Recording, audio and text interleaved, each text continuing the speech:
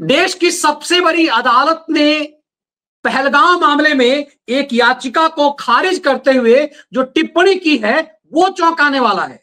याचिका तो खारिज कर दी गई। याचिका यह थी कि याचिकाकर्ता ने कहा कि पहलगाम में जो कुछ भी पर्यटकों के साथ हुआ उस पूरे मामले की सुप्रीम कोर्ट जांच कराए और फिर राज्य सरकार और केंद्र सरकार को एक अपने तरह का आदेश जारी करे। इसी में असली खेल था। दरअसल याचिकाकर्ता ने खेल यह किया कि इस याचिका के माध्यम से यह साबित कर दिया जाए कि ये इंटेलिजेंस फेल्योर है, ये भारत सरकार का फेल्योर है, इसमें पाकिस्तान का कोई खेल नहीं है, असली षड्यंत्र ये था। सुप्रीम कोर्ट ने इस याचिका को खारिज करते हुए कहा कि ये राष्ट्र की सुरक्षा से जुड़ा हुआ मामला है और इस तरह की याचिका जो तुम लेकर के आते हो इसके पीछे कौन है, कौन तुम्हें बैकअप कर रहा है, कौन तुम्हें इस तरह की याचिकाएं फाइल करा रहा है।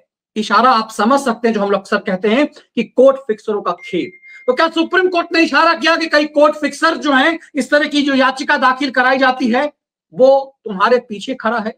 सुप्रीम कोर्ट ने याचिका ही ना सिर्फ खारिज कर दी, कहा कि तुम्हारे ऊपर कठोरतम कार्रवाई करने की जरूरत है, तुम्हें भारी जुर्माना करने की जरूरत है ताकि भविष्य में तुम इस तरह का खेल ना कर सको।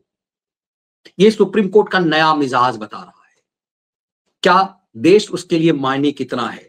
तब आप समझ सकते हैं कि इस देश में पहलगाम कांड के बाद जिस तरह से एक षड्यंत्र हो रहा है कि सरकार का फेल्योर है, इंटेलिजेंस फेल्योर है, वो बैकअप कर रहा पाकिस्तान को, किस तरह से इस देश की कई पॉलिटिकल पार्टियां इस तरह की खेल खेल रही है, तो क्या ऐसे लोग ही बैकअप कर रहे हैं? ये एक तरह से सुप्रीम कोर्ट ने साफ संदेश दे दिया। सुप्रीम कोर्ट की टिप्पणी ने चौंकाया है। जो प्रधानमंत्री ने टिप्पणी की थी, प्रधानमंत्री ने कहा था कि इस आतंकवाद और आतंकवाद के बैकर्स को हम वो सजा देंगे जिसकी उन्हें कल्पना नहीं की होगी। तो क्या सुप्रीम कोर्ट ने मोदी की भाषा बोलनी शुरू कर दी है? ये अपने आप में बेहद महत्वपूर्ण है।